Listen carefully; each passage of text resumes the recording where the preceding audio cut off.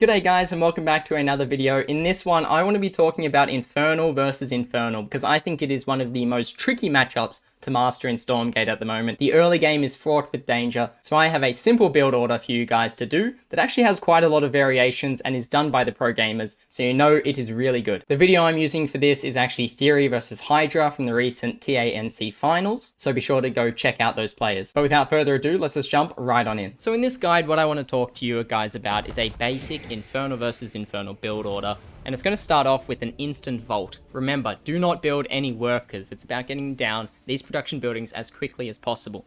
So we're going to build a vault and then a conclave immediately. Try and build this as far forward as you can. That's a really smart thing to do. Of course, Infernal starts with 9 workers, an extra worker. This is sort of to balance Vanguard starting off with a dog. And they also start off with an extra charge. So that's why we're able to start building 2 workers and only go down to 7.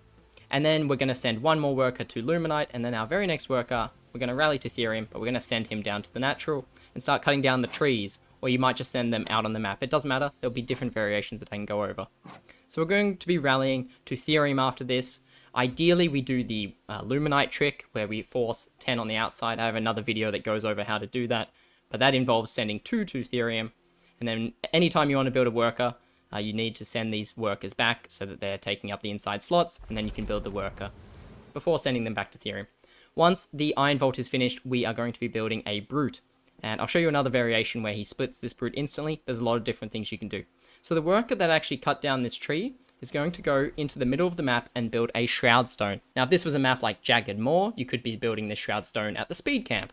If it was Secluded Grove, you might want to build it at the Speed Camp as well and cut down into the resources. In this case, our Brute is going to go onto the resource camp. The Gaunt arrives just in time to kill it with Infest, so we get a Fiend from it, and we're just then going to take our own Speed Camp. And the idea is that we're going to be taking the Speed Camp, then Vision Camp. We're also going to be taking the middle of the map when the Shroud Stone is done, and then pushing into the natural or defending, depending on what our opponent is doing. Behind this, remember to get the meat farm. Use the trick to go up to 10.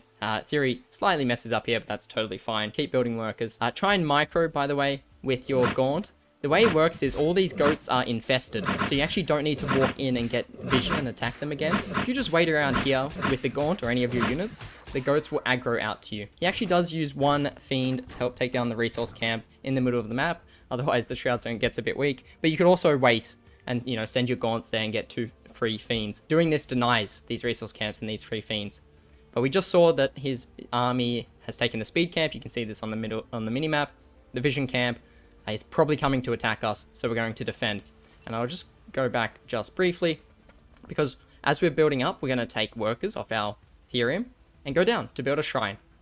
We've got a lot of money. Obviously, this gives us 75 Luminite, taking the Speed Camp, another 20 from the Vision Camp, and 80 altogether from the resource camps. So we can get a really nice, fast shrine down. You can also think about building, for safety, a Shroud Stone in the natural as well. So yes, let me show you another variation that Theory does, which I think is really interesting.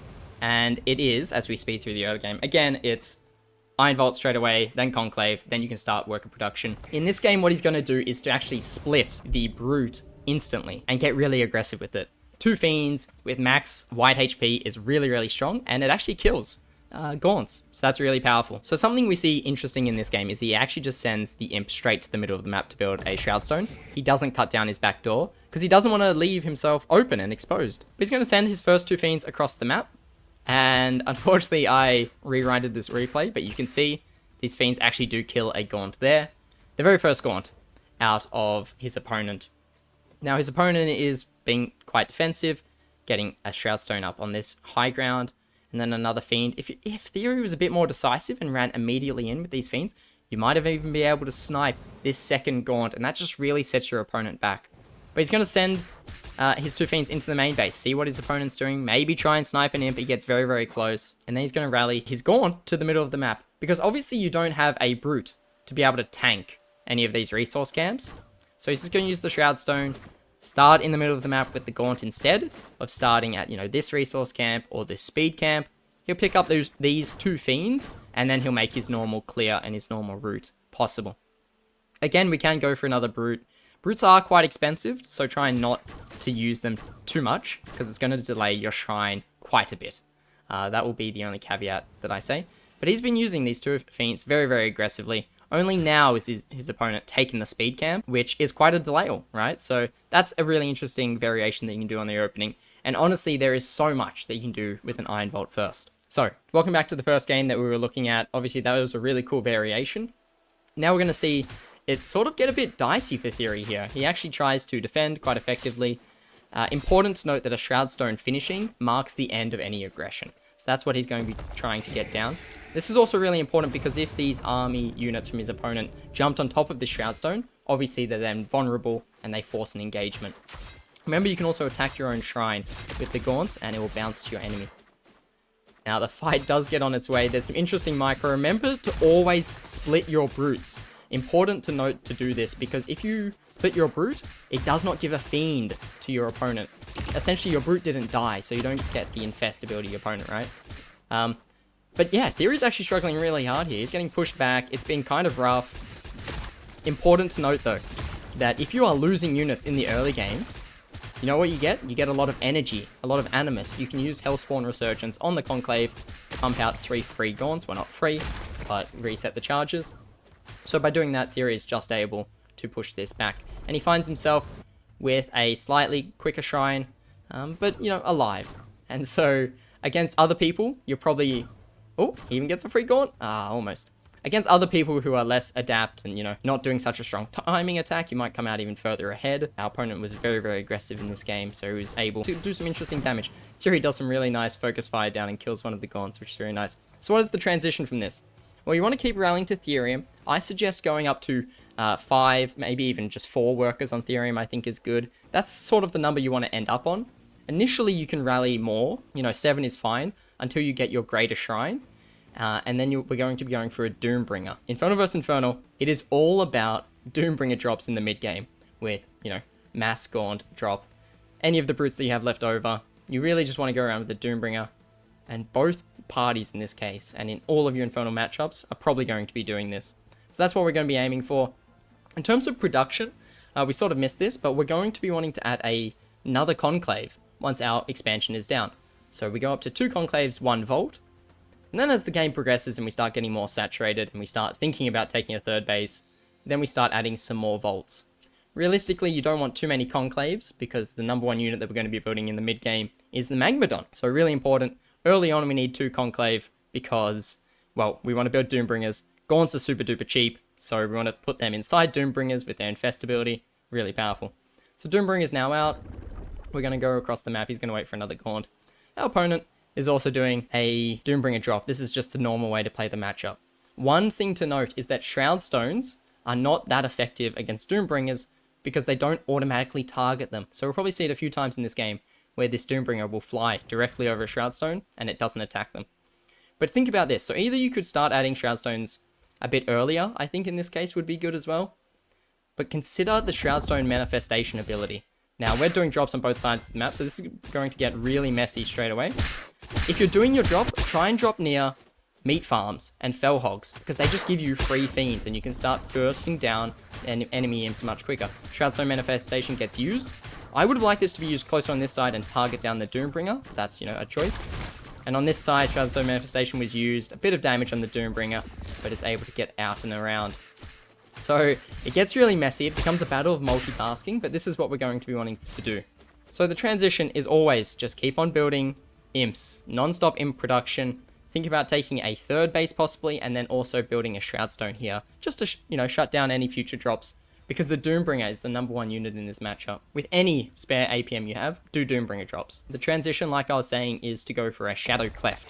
So we're going to be building Magmadons. And realistically, Mass Magmadon is the best composition. And then in the late game, it's to do a timing, get up a dragon, do a timing with the dragon, that sort of thing. Now remember, with all the fiends that you actually are spawning around the map, don't be afraid to just send them in. Send them into the 3rd bases, try and deny them. Theory gets a lot of damage done in this case. He even, I think he might kill this Iron Vault. Definitely denies this shrine for a very long time. And he manages to get ahead because of this. Now, this Doombringer tried to come in. There was a Shroudstone at the Therium. That shut that down. Shroudstone at the Luminite. That did that. So you want really 1 per resource gathering location. Now, make sure you get the Trample ability upgrade on your Magmadons. You really need that stun. The other thing that you should be looking at doing at this point is going around the map and taking these resource camps. You know, you can put your gaunts in the Doombringer, just land here, fight them, get a few free fiends, and, you know, get a lot of money, because this is 80 resources per camp, so that's 160, 320. That's essentially a free shrine, right? If you get all the resource camps. So it's very impactful. Probably at this point, you no longer really do 8 gaunt drops anymore. The idea is now to do 4 gaunt plus 1 Magmadon. Obviously, the Magmadon is really good at killing all the imps, and the gaunts infest them. So that's really good.